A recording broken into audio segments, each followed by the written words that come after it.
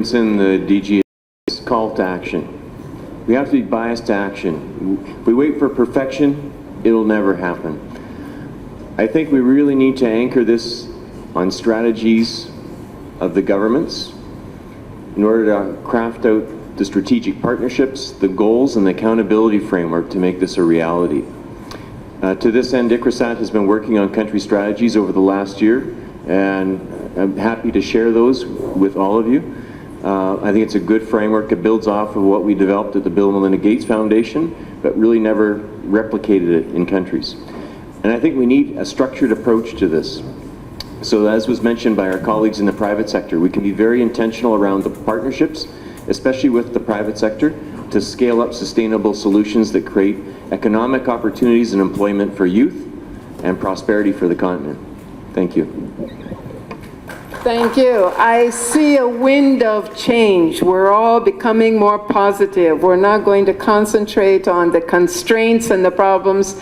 We're going to start looking at, forgive me for saying the word, but I would say potential. Tumisani of capacity building is a key.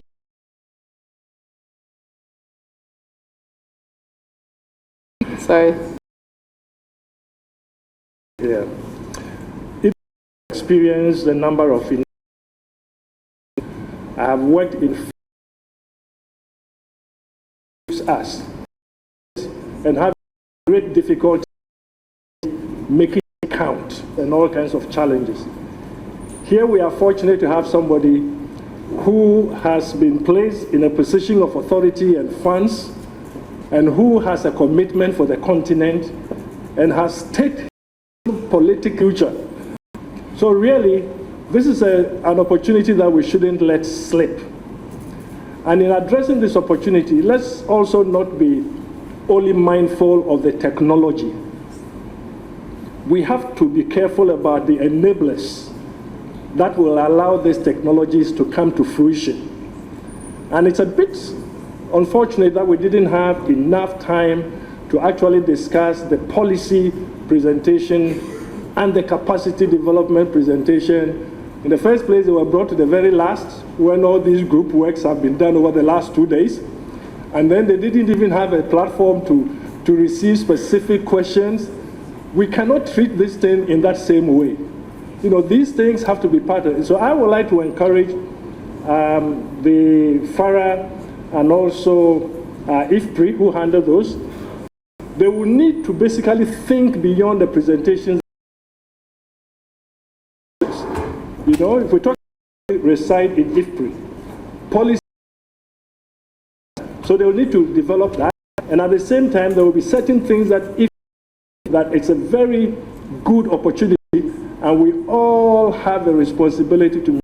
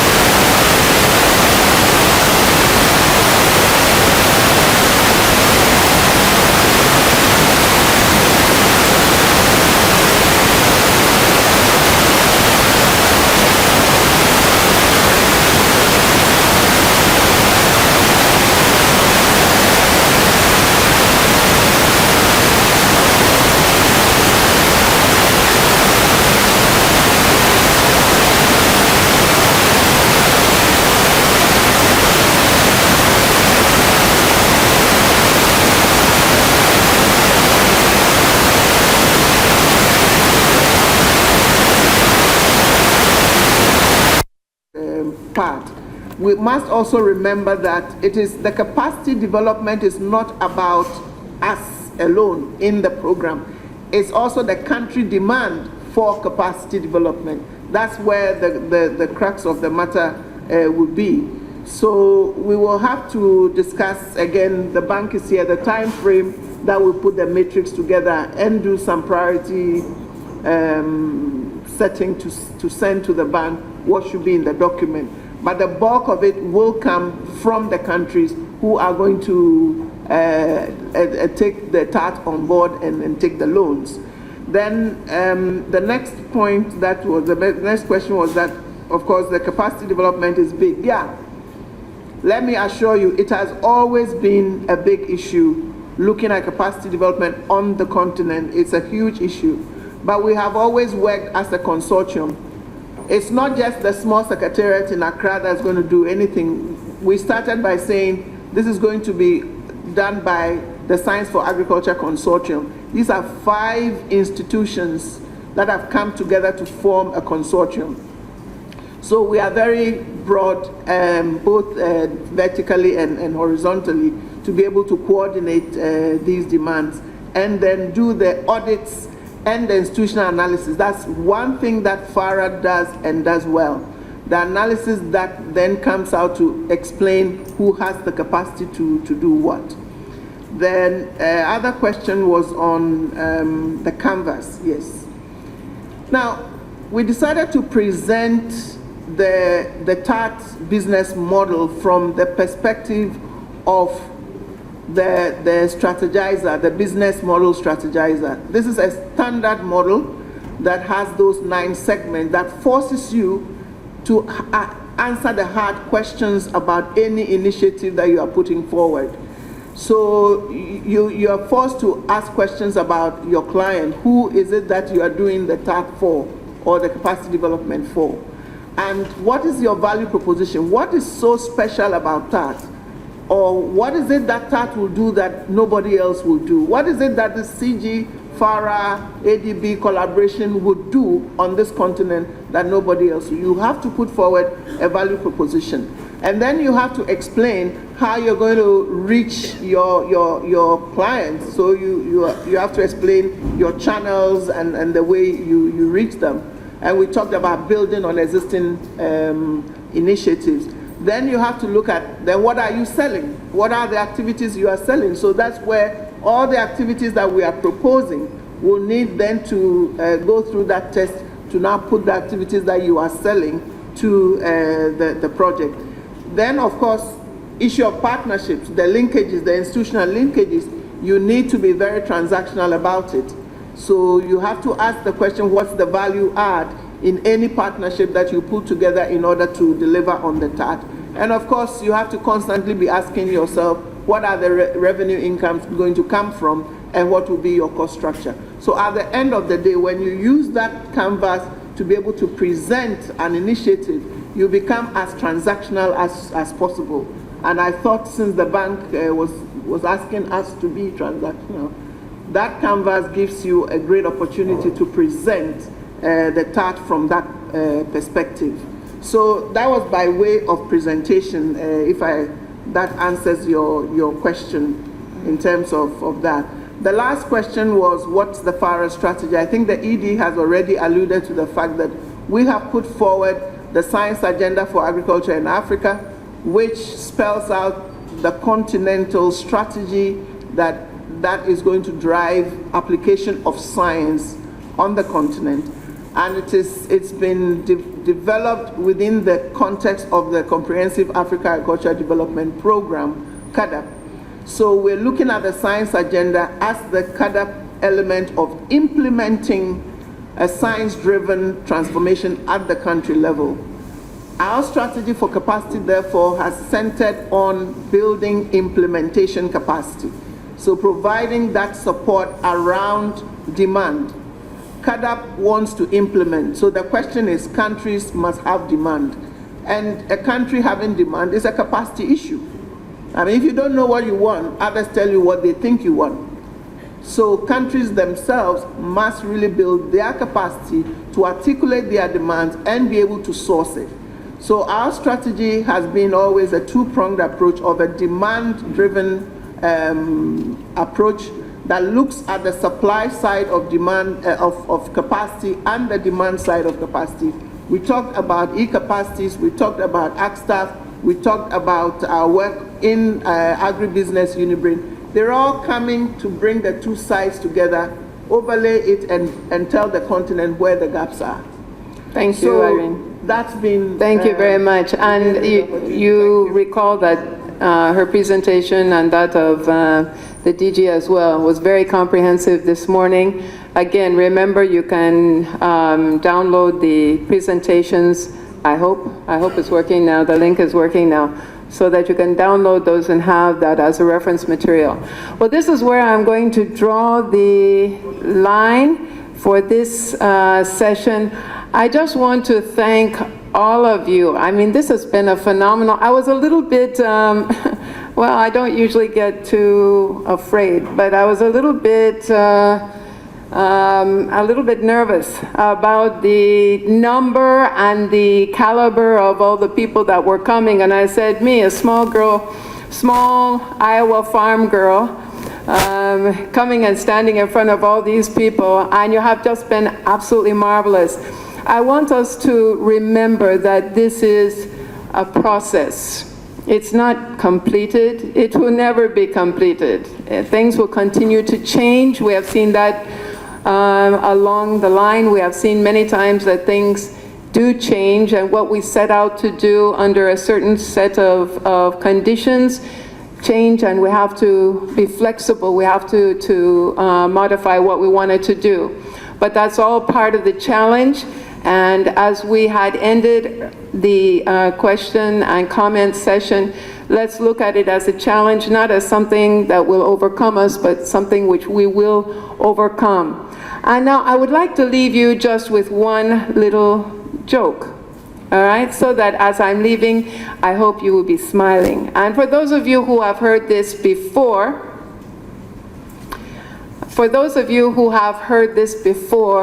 please just, be polite, okay?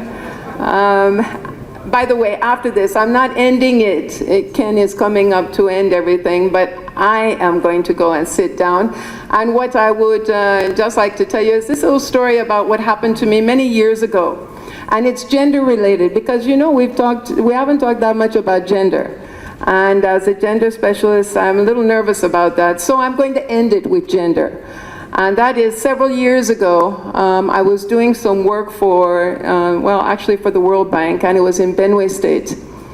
And so I flew up to Makurdi from Lagos, and we were collaborating with the state government, and they sent a driver to go and pick me from the airport. And they just told him, go and pick Dr. Olawoye. And so when I came off the plane, I saw these people holding signs, and I saw this signboard that said Dr. Olawoye. And I went up and I said, good afternoon. And he said, mm-hmm. Because you see, in his mind, doctor meant man. He did not conceive that he was picking up a woman. That was his first problem.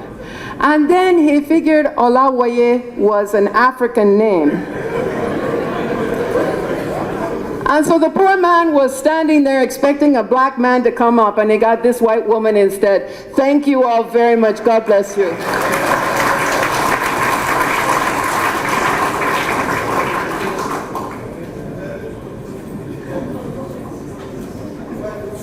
Ladies and gentlemen, I invite Dr. Ken to give the vote of thanks. Thank you.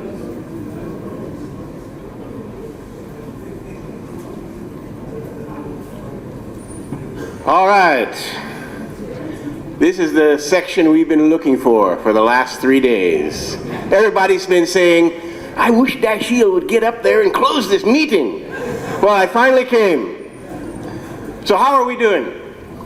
Are we glad that we're almost ready to go to a party at 7 o'clock tonight? Good.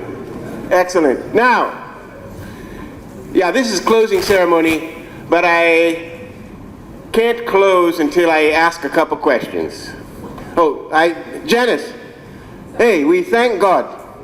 Something caused you to leave that small farm in Iowa and come and join us in Nigeria. Thank you for doing that.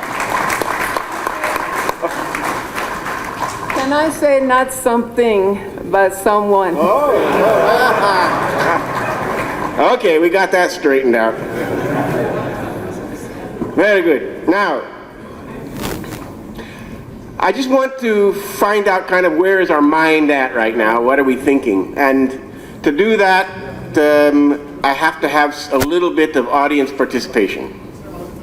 So, I'm just wondering, over the last 3 days, we've heard wonderful, wonderful descriptions of technologies that can absolutely transform the African continent into the vision that we heard from the president of the African Development Bank. That vision is we will no longer be importing food, we will be exporting food. We will no longer be having struggles with malnutrition, but we will be well fed, let's say. My question to you is, if we can implement 20% of what we've talked about today, if you believe that will achieve the goals of what the president of the bank has given us, if you believe it will achieve that goal, raise your hand for me, please. Just 20%. So do we have to be 100% successful? Can we succeed in everything we try? But do we have to try? Okay, thank you very much. We will do some more energetic things tonight, but that's enough for right now. Okay, so we're going to close the meeting with a few closing remarks. And the first one will be a representative from the donor community. I want to invite Wafa El Karoud, to the Senior Technical Advisor from IFAD, to please come forward. Oh, there you are. Good. I know you wouldn't be able to present to spell that out, but I'm Khoury. Anyway, thank you very much. I'm happy to be here with you, and I would like, first of all, to thank the conveners and thank the African Development Bank, IITA, for inviting us to be here and for convening this this meeting, which is extremely interesting, and it had been, for us, very rewarding. We've learned a lot, and we met new people, and we're very happy to be here. I would like to say that from IFAD's perspective, IFAD is highly supportive of this initiative. Actually, this is our mode of work, because we actually do give grants to CG centers as well as to the other research organizations to help us and guide us in our investment projects. We usually tend to give research grants to already ready research technologies that can help enter into our investment projects and move on and be scaled up. So basically, we are highly supportive of such an initiative. However, we know the difficulties in managing that, especially that, based on our limited experience, because IFAD is a small player in this whole thing. However, relative to what we know, it is a little bit difficult because even though the technologies may be ready, they require adaptation for the local conditions. When I'm saying local agroecological conditions, as well as socioeconomic, as well as private sector conditions, as well as the policy conditions, and so on. So there would need to be this arrangement, as well as sometimes they are not taken up easily. We have the priorities of the governments, and we'll discuss this a little bit later. The priorities of the government for a specific investment project may not be related to the technologies that we have ready for them. So or maybe the government is putting focus on some agroecological zones that our technology does not work in, or the private sector is not ready for some reason, and so on. So it's extremely important to make sure that we have the governments ready for that. And I do agree with the Director General of ICRISAT, who said whatever we do has to be linked to and anchored to the government strategies. I think it's very important that whatever we do, if you want to really scale up anything, that there's government buy-in, and that's very important. Because at the end, despite the very importance of the private sector, it's the government that can allow the private sector to move and work in a certain country. Actually,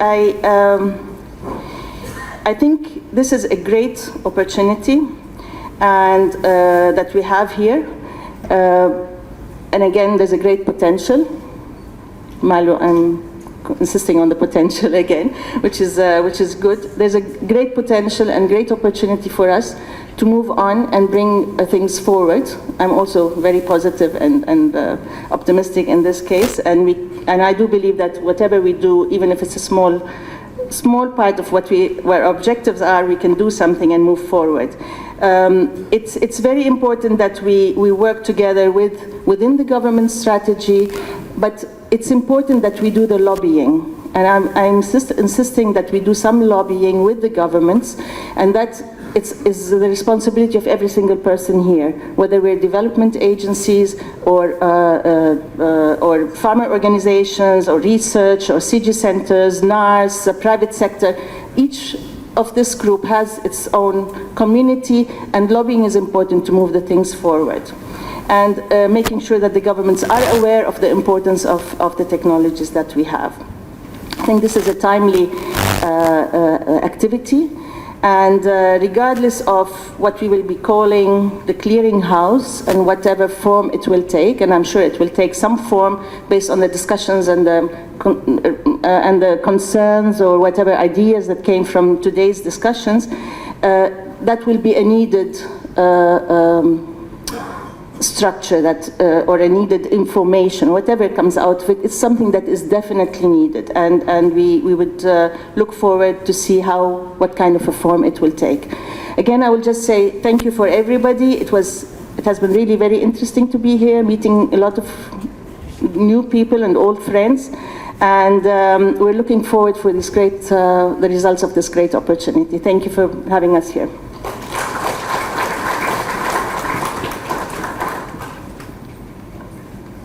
Thank you very much. And we remember clearly that the IFAD concentrates 100% on agriculture. Isn't that wonderful? And we learned that they dedicate, if I remember right, 50% of their budget to Africa. That's wonderful. But I think they can do even better than that. So we'll be looking for that number to be higher and higher as we go through the years. Next, I want to call a representative from private industry. This man is a champion of business here in Nigeria. He's a strong, strong supporter of youth moving into agriculture and supporting them. He is Mr. Minky, the MD and CEO of Economics.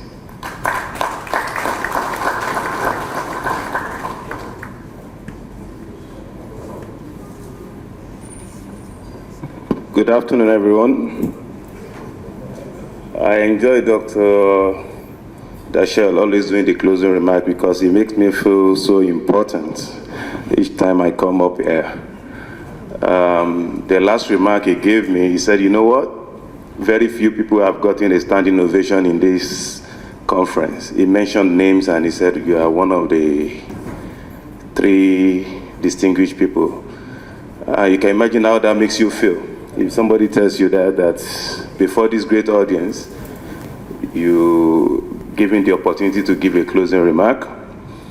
I want to say the organizers and the sponsors of this great workshop for constraining the importance of the private sector and the other value chains to key into this program. Especially, it's very rare when I got the invitation for this program, I was one of the few ones that thought the banks already made up their mind on what they want to do.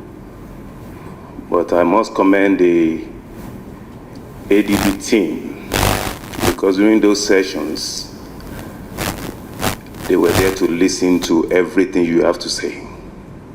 Especially even when you want to say, they don't want to say anything, they say, look, we need your input. The private sector is very key here. So for those of us from the private sector, can you please raise up your hand? Thank you. This is a big challenge for us. We've been given the good opportunity that we can key into this program. They have set the pace. The enabling environment is there already for inviting us to come here. And I can tell you that the vision of the bank on the need, the future, opportunities and challenges of Africa feeding Africa. Actually, when I looked at that word alone, strikes me in so many ways. And I believe we can do it. Let's give them all the necessary support, because they have promised to give us the support. We have various countries there, and I'm sure by the time we go back home, like the ADB coordinator says, that it doesn't end here. And I want to believe that the work's just starting. And if we give them all that is needed, that's the only time they can perform. So once again, I want to thank you, IITA, ADB, for giving us opportunity to partake in this very big, good initiative. God bless you all.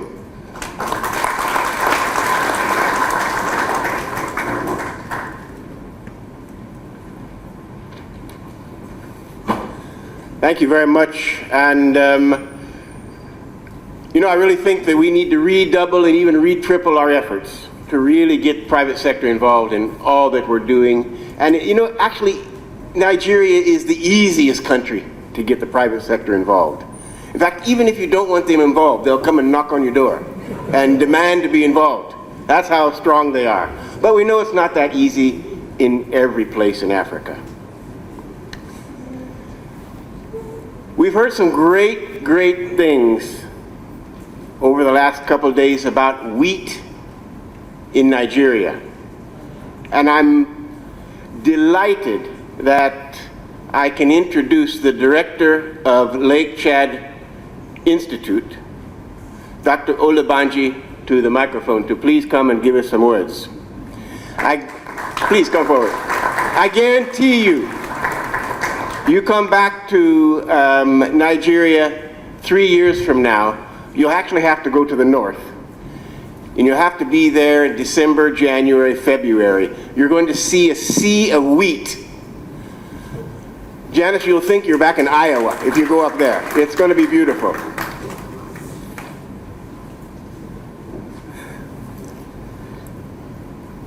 Distinguished ladies and gentlemen, this is a great opportunity for me to deliver a closing remark on this important occasion.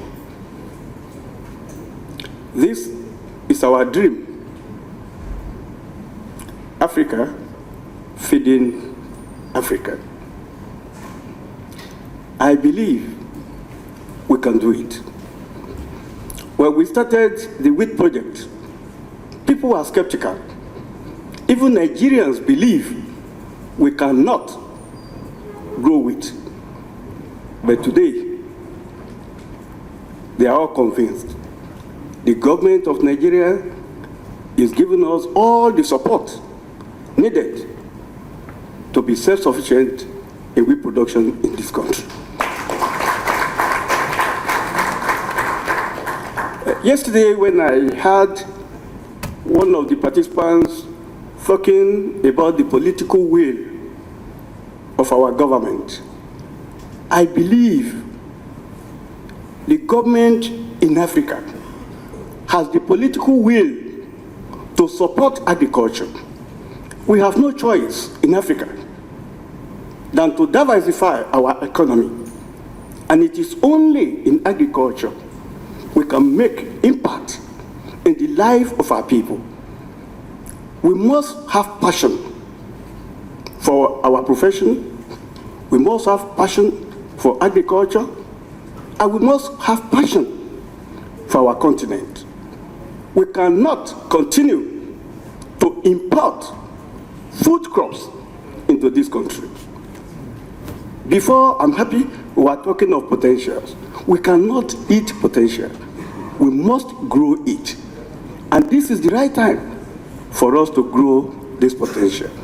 Ladies and gentlemen, I'm so happy we have learned so much within these 3 days. I raised an issue that yes, the Neris were not adequately represented. But I'm so happy that I have come to represent them, and I will diffuse the information to most of them. We are key into this project, and I can assure you, by the grace of God, within the next 5 years, there will be a dramatic change in agriculture. Thank you, ladies and gentlemen.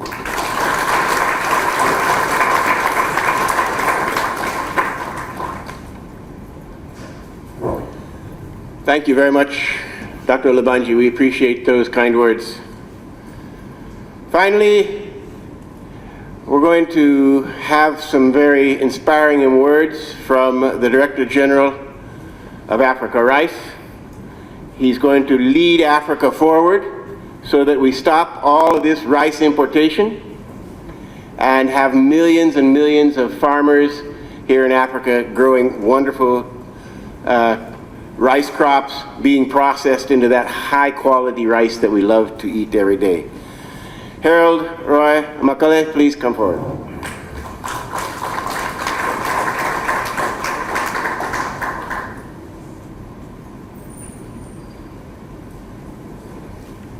Thank you very much, Ken. Well, rice. I would say Africa rising. And do you know where that word comes from? It comes from somebody sitting here, the executive director of FARA. So when we met, he said, Harold, I have an idea. Africa rising. So I'm going to put Africa rising, and not only Africa rising and Africa rice within that context, but all of the CGIAR centers, because standing here at this moment, I consider myself as representing the DGs of 12 CGIAR centers that are involved in this initiative. I would just like to remind you of one thing. I know from experience that, and I myself have done it, that most of the time when we're invited to meetings, we hardly read the documents. Some of them are too big, we don't even have time. At times, they are synthesized, but we still don't have time, and it is only when we get into the room that we start reading documents. We have had very great discussions, but I would just like to draw your attention to something which is very important in the document that you received. That this meeting is an identification and preparation workshop. That is exactly what it is. In the document, it says it serves as a response to the action plan for agricultural transformation in Africa and its need to execute a bold plan to achieve rapid agricultural transformation across Africa through raising agricultural productivity. Now, if you reflect on those words, it is quite obvious that we have actually dealt with this topic depth. Before we came here, we said in order to deliver on this, there have to be generals. Those who are leading, those who are strategizing. That's the way things go. We can have 100 people leading. It's anarchy and chaos. IITA was chosen as the lead institution that had to work with the bank. There were 11 other CGIAR centers and I would like to stress here, and their partners who have been involved in looking into this, the objectives and expected outputs of this workshop. FARA and the sub-regional organization that it coordinates were also considered as very important elements in leading this initiative and strategizing. Now, coming up to this meeting, we do appreciate the extremely time-consuming and intense work that has been done by these generals to put forward to us a document translating the way forward. Or to be more specific, the services that will be provided to contribute to the implementation of ATA, African Transformation Agriculture. And we have referred to this as the TAAT. As was said earlier on, this is an opportunity that has been presented to all of us. And I do understand the DG of IIT's reflections, his interventions. It is an opportunity and we shouldn't let go of that. Throughout this 3-day meeting that has gathered together roughly about 200 different categories of stakeholders, we could attest that we have delivered quite interesting and relevant outputs. And I would like to share the key ones with you so that when you go back home, we have said a lot of things, but just reflect on these key ones. We have shared information on TAAT through the several presentations and comments that have been made. We have brought ourselves up to speed on the various components of TAAT. We have identified and in some cases described relevant issues that were left out of the document, which obviously are important in transforming agriculture while doing business unusual. We have also agreed on the principle of having a value-added coordination and facilitating mechanism for effectively and efficiently implementing TAAT. And last but not least, we have, in a very clever way, defined a clear mechanism of how the AfDB, the bank, would prepare its project document, which it has to present to its board for approval. Having said this, I would like to reaffirm that we have indeed attained the objective of this meeting. And we're hoping that by the end of the year, beginning of 2017, to be very optimistic, we would be implementing TAAT.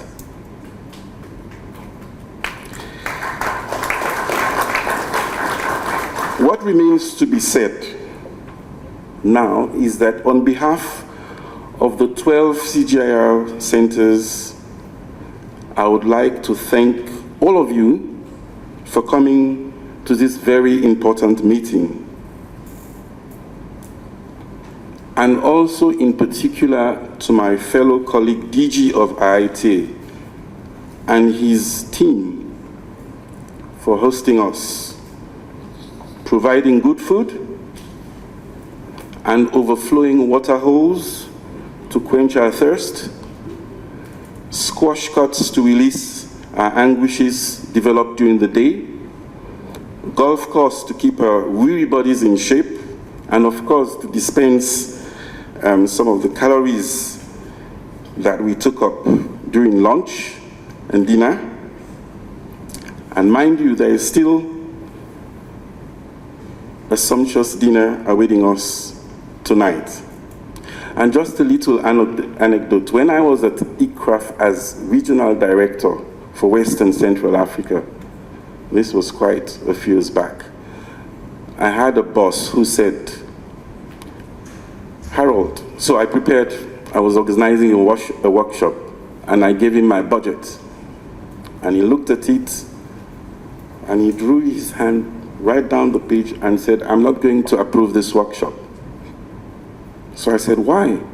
Is it because you have a problem with the budget? And he said, no, I don't have a problem with the budget. So what's the problem?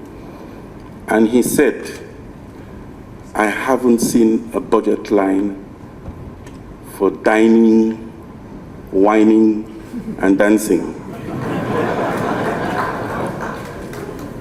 Now, this is very, very important. So as we go back home, and I would like to wish all of you a safe journey back to your various destinations, I would just like to remind you that, as has been said, this is a process. It's not the end of it. We have been very clever in providing the information that the bank needs to actually argue the case before its board. And we're hoping that you will make yourself available as focal points or individuals or interested individuals to provide more input to developing this document. Thank you very much.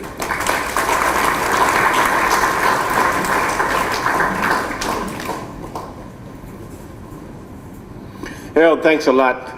We really appreciate, especially that summary that you gave of what we accomplished.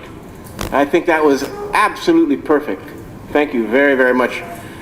Now, there's only one thing left to do, and I want to invite my brother, Chris Akim, up here.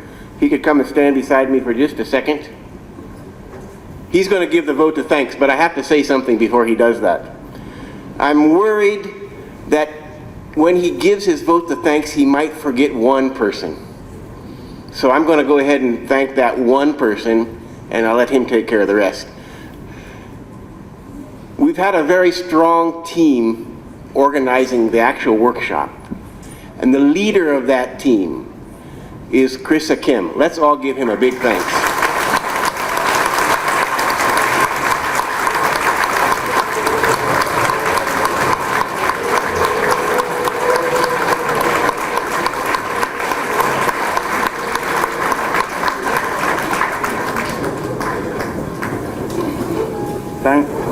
Thank you, Ken, for doing that. You almost got me to become emotional.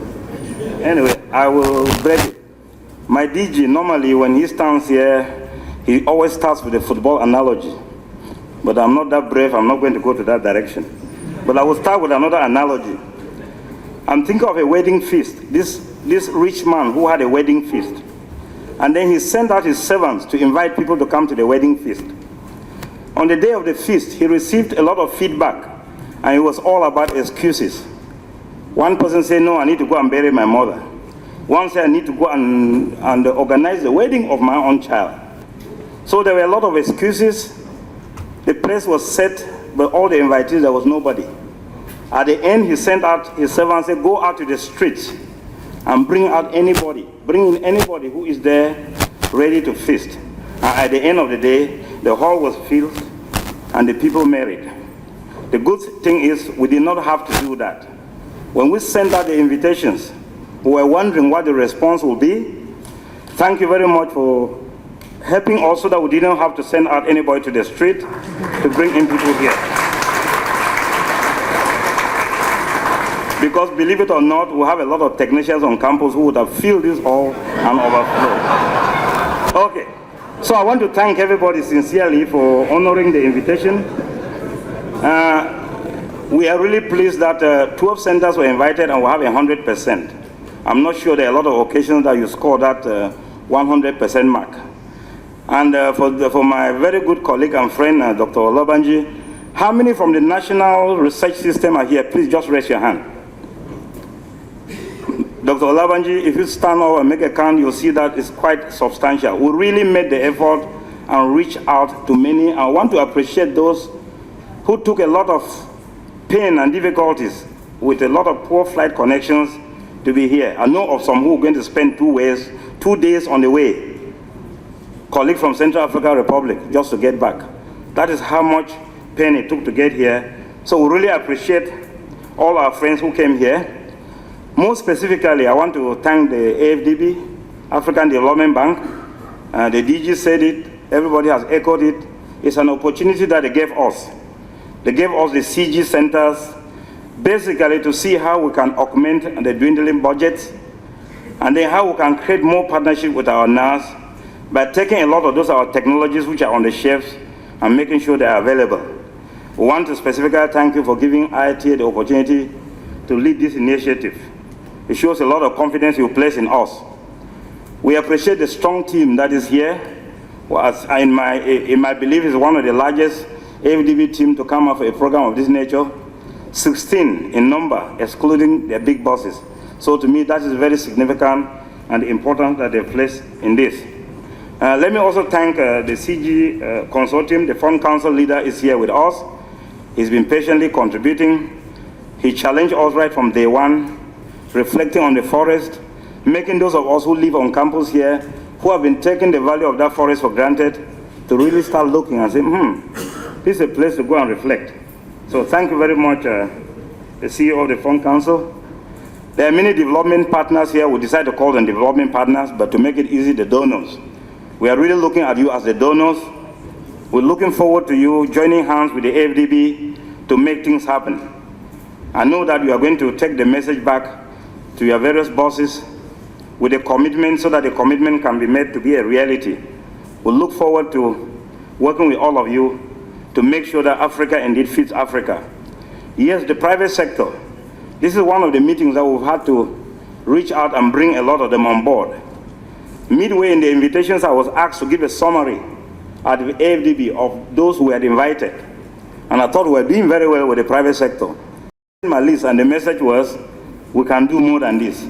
Go out and reach out for more private sector. And I'm really happy that many of them responded very positively, and they're here actually representing everybody. I will not end there without coming back to IITA to thank a lot of people behind the scene. Yes, Ken might have said, Chris did all the work. Indeed, I did not do all the work. I was just supervising the work being done. We've had a lot of meals. We've been well fed. There's a large team in the International House, I-House as we called it. They spend a lot of time putting it together to make sure we're well nourished. At least I haven't heard the complaint of anybody having a problem with the stomach or anything like that. And so I really appreciate the work that they have put in to make this a great success. I didn't hear of any incidents on the way from Lagos to here, and I don't think there will be any from here back to Lagos. There were a lot of drivers who were mobilized, ready to make sure they moved us, or they moved those who came in their numbers. You felt a sense of security, I hope, because our security unit assured us that we want to guarantee that everybody is secured. I'd like to thank those who, even with all the echoes that, oh, Nigeria may be interesting place in terms of security, you've seen it for yourself.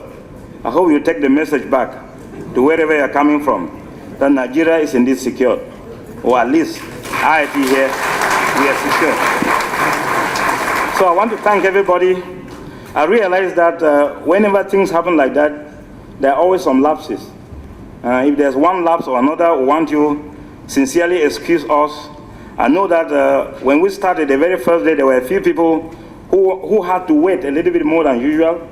We quickly got the message and rectified the situation, and all we can say, excuse us for that initial lapse. We hope that everybody has had a good time and you can go back with a lot of good memories. Like the DG of Africa Rights has said, here at IITA, whenever there's an occasion like this, we want to end in merriment. So please, don't only prepare your stomachs to fill in some more, get in the mood drinking, but put on your dancing shoes.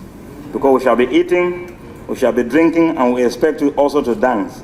Dance and celebrate what I consider a very successful workshop. Thank you very much again for coming. Just one last announcement. I know that a lot of us have computers. Those living in hotels outside, you have your bags. We've arranged so that there's a secure room behind the reception in the I house where you can put in your computers, you can put in your bag. They will lock it carefully and give you a tag so that you feel free to relax tonight, not carrying bags along, worrying where you keep them. And so at the end of the day, those bags will be available. Thank you very much again, and we wish you a safe trip back.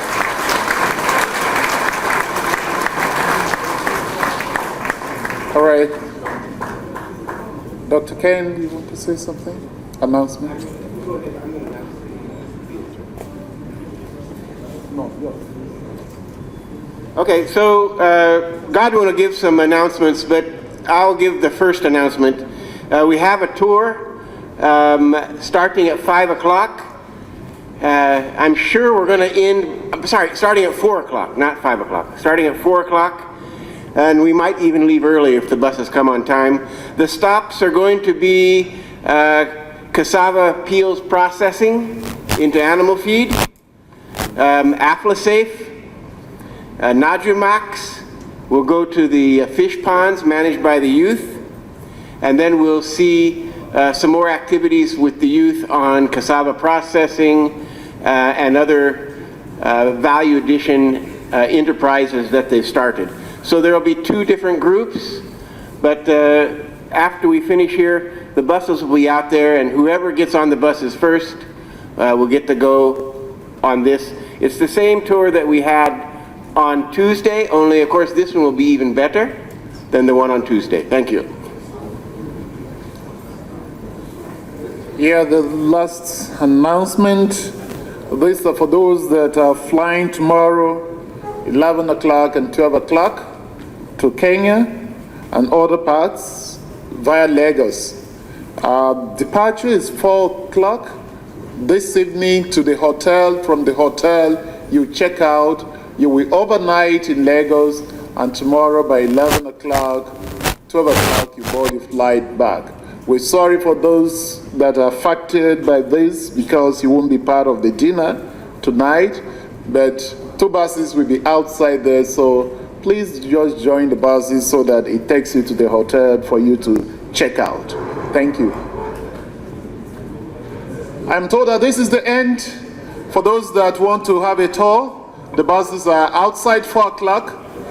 Thank you so much. Welcome to IITA.